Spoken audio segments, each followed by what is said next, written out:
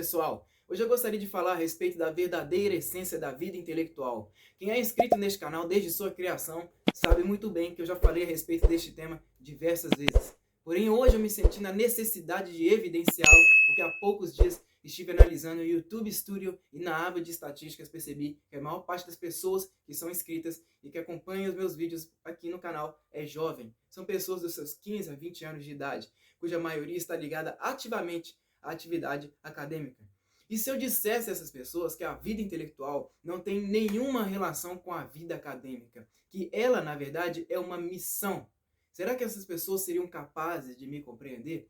Bom, antes de entrar na seara desta questão, eu preciso evidenciar também que todo o conteúdo deste canal é de utilidade pública. Isso quer dizer que qualquer um pode utilizar o meu material para fazer o que bem entender, como inseri-los em projetos acadêmicos, fazer recortes e republicá-los, tirar proveitos para fazer pesquisas, etc, etc. O meu intuito aqui no YouTube não é atingir o crescimento da minha figura em particular, mas sim estimular e fazer valer a verdadeira essência do conhecimento, cuja no Brasil está praticamente eliminada há mais de meio século. Se eu conseguir fazer com que as pessoas incorporem o espírito da educação dentro delas mesmas, mesmo não conseguindo ensiná-las tecnicamente nada em matéria de filosofia, teologia, política ou sociologia, ainda assim, com certeza terei feito um ato extraordinário a esta nação, já que as próprias instituições de ensino no Brasil não foram capazes de educar indivíduos para esta atividade missionária apostólica até hoje. Pelo contrário, só formou pessoas cujos objetivos principais são puramente mesquinhos, o de adquirir diplomas e render-se a profissões altamente corruptoras, visando o lucro e o status social. Essa é uma constante inflada pelos governos no Brasil desde a época de Getúlio e que não foi abandonada até hoje. No meu caso, já com os meus quase 27 anos de idade e não mais tão jovem assim, consegui absorver o real espírito da educação devido a grande parte do trabalho da minha mãe como professora, cuja me educou e ao mesmo tempo lecionou nas redes municipal e estadual de ensino por mais de 40 anos consecutivos. A minha própria mãe, durante vários anos de trabalho como professora, presenciou inúmeras vezes a falta de esforços e os descasos das secretarias ao garantir educação efetiva aos jovens e às crianças nas escolas, simplesmente porque os seus interesses não estavam relacionados a educar crianças inocentes, mas sim de conseguir arrecadar mais e mais dinheiro do Estado para fortalecer sindicatos e atender aos seus interesses próprios. Foram diversas as vezes que a minha mãe precisou, aliás, inclusive, aplicar aulas de reforço fora da sua escala de serviço, garantindo materiais gastos com seu próprio salário para conseguir educar vários alunos carentes, obstinados a aprender, principalmente nas regiões periféricas da minha cidade, onde os recursos eram praticamente nulos. Muitos desses alunos, inclusive, hoje são adultos sérios e bem formados graças ao papel da minha mãe como mentora, cujo superou qualquer metodologia de ensino que é aplicada quase que homogeneamente em todo o território nacional de uma forma tão ineficaz há mais de 50 anos. Ensino esse que só é baseado na crença máxima do dinheiro. Se não tem mamata governamental, então não tem como educar. Minha mãe provou o contrário. Deu a volta por cima, mesmo que com recursos mínimos, perdeu muito dinheiro, passando anos resgatando pessoas carentes nessas comunidades, mas ainda assim formou pessoas muito mais decentes e capazes do que qualquer colégio particular referência por aí. E foi através da atividade da minha mãe como professora, baseada nos preceitos cristãos, que não estavam ligados a interesses escusos particulares, como a ganhar dinheiro, fama, poder ou obtenção de cargos ou títulos, que hoje eu compreendo a educação como uma atividade apostólica essencialmente cristã, tão poderosa e engrandecedora quanto a de um padre no exercício de suas funções. E não há nada tão altruísta e generoso quanto ensinar outras pessoas a reconhecerem essa atividade como fundamental para vencer qualquer circunstância desta vida, seja no lado amoroso, familiar, profissional, social ou até mesmo no exercício da fé.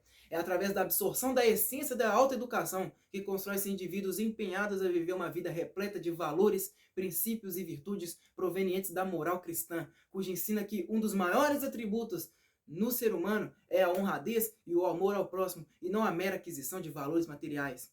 A verdadeira essência da vida intelectual vem através dessa confissão interna, fazer da sinceridade interior a base da autoeducação, prática que vem do exercício da fé e que infelizmente hoje encontra-se esgotada nos ambientes acadêmicos brasileiros, onde grande parte do que se define como educação está unicamente atrelada à aquisição de títulos e diplomas e, consequentemente, ao poderio profissional e à subida de posto social. Esta é a prova cabal que estamos produzindo indivíduos envaidecidos, egocêntricos e, pior de tudo, estão cada vez mais abandonando a legítima natureza da vida cristã, cuja se baseia no exercício da confissão pessoal e do amor ao próximo, e não apenas na satisfação dos próprios desejos e das próprias vontades. A educação só chegou ao estado emporcalhado em que está, porque além da subserviência das nossas instituições de ensino aos regimes comunistas, que vem da porca administração estatal, as pessoas estão deixando de ser essencialmente cristãs.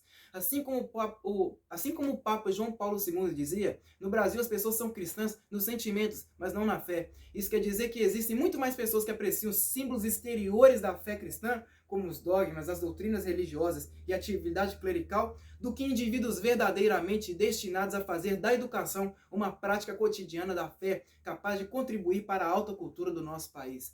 A única coisa que pode resgatar esta nação da desgraça e desse simulacro de devoção no qual vivemos, em todos os sentidos, é o surgimento de pessoas sinceras e inteiramente dispostas a se dedicar a uma vida intelectual honesta, baseada na fé.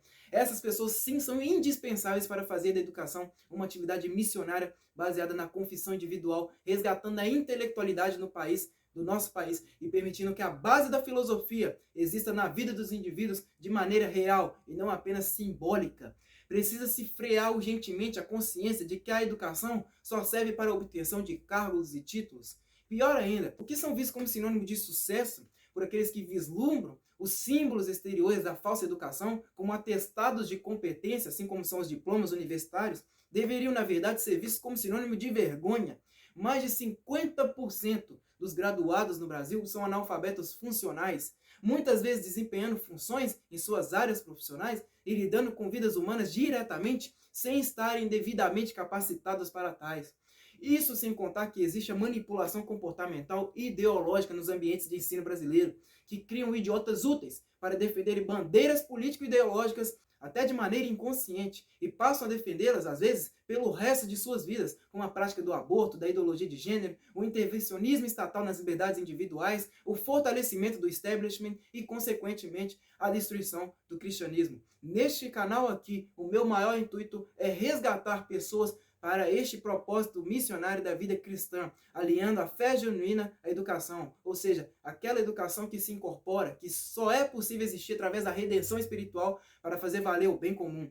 Isso porque, além da alta cultura, o cristianismo está em perigo, e muita parte desse perigo se deve à falta de educação legítima, que foi corrompida durante décadas nesta nação. Educação essa que só serve para profissionalizar e permitir a ascensão aos indivíduos que sequer foram educados corretamente. Enquanto isso não existir, o nosso país vai continuar fracassando em todas as áreas possíveis. Agora eu irei ler um texto do professor Olavo de Carvalho, publicado no Diário do Comércio no dia 27 de janeiro de 2009, chamado Educação ao Contrário. Clicando no Google, a palavra educação, seguida da expressão direito de todos, encontrei 671 mil referências. Só de artigos acadêmicos a respeito, 5.120. Educação inclusiva dá 262 mil respostas. Experimente clicar agora educação é dever de cada um, nenhum resultado. Educar-se é dever de todos, nenhum resultado. Educar-se é dever do cidadão, nenhum resultado. Isso basta para explicar por que os estudantes brasileiros tiram sempre os últimos lugares nos testes internacionais. A ideia de que educar-se seja um dever jamais parece ter ocorrido às mentes iluminadas, que orientam ou desorientam a formação ou deformação das mentes das nossas crianças. Eis também a razão pela qual, quando os meus filhos me perguntavam por que tinham de ir para a escola, eu só conseguia lhes responder que se não fizesse isso, eu iria para a cadeia, que portanto deveriam submeter-se àquele ritual absurdo por amor ao seu velho pai. Jamais consegui encontrar outra justificativa. Também lhes recomendei que só se esforçasse o bastante para tirar as notas mínimas, sem perder mais tempo com aquela bobagem. Se quisesse adquirir cultura, que estudasse em casa, sob a minha orientação. Tenho 8 filhos, nenhum deles é inculto, mas o mais erudito de todos, não por coincidência, é aquele que frequentou a escola por menos tempo. A ideia de que a educação é um direito é uma das mais esquisitas que já passaram pela mente humana. É só a repetição obsessiva que lhe dá alguma credibilidade.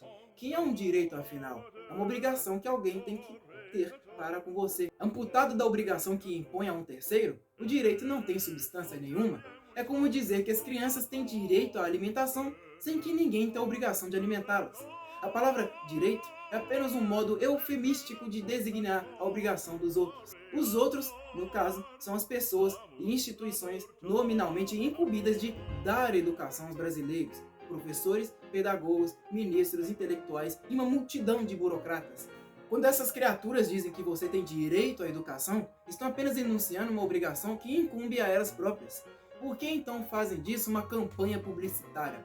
Por que publicam anúncios que, logicamente, só devem ser lidos por elas mesmas? Será que até para se convencer das suas próprias obrigações, elas têm de gastar dinheiro do governo? Ou são tão preguiçosas que precisam incitar a população para que as pressione a cumprir seu dever?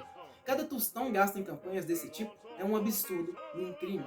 Mais ainda, a experiência universal dos educadores genuínos prova que o sujeito ativo do processo educacional é o estudante, não o professor, o diretor da escola ou toda a burocracia estatal reunida. Ninguém pode dar educação a ninguém. Educação é uma conquista pessoal e só se obtém quando o impulso para ela é sincero, vem do fundo da alma e não de uma obrigação imposta de fora. Ninguém se educa contra sua própria vontade, no mínimo porque estudar requer concentração e pressão de fora é o contrário de concentração. O máximo que um estudante pode receber de fora são os meios e a oportunidade de educar-se. Mas isso não servirá para nada se ele não estiver motivado a buscar conhecimento. Gritar no ouvido dele que a educação é um direito seu só o impele a cobrar tudo dos outros, do Estado, da sociedade e nada de si mesmo. Se há uma coisa óbvia na cultura brasileira, é o desprezo pelo conhecimento e a concomitante veneração pelos títulos e diplomas que dão acesso aos bons empregos. Isso é uma constante que vem do tempo do Império e já foi abundantemente documentada na nossa literatura. Nessas condições, campanhas publicitárias que enfatizem a educação como um direito a ser cobrado e não como uma obrigação a ser cumprida pelo próprio destinatário da campanha, têm um efeito corruptor, quase tão grave quanto o do tráfico de drogas. Elas incitam as pessoas a esperar que o governo lhes dê a ferramenta mágica para subir na vida, sem que isto implique da parte delas nenhum amor aos estudos, e sim apenas o desejo do diploma.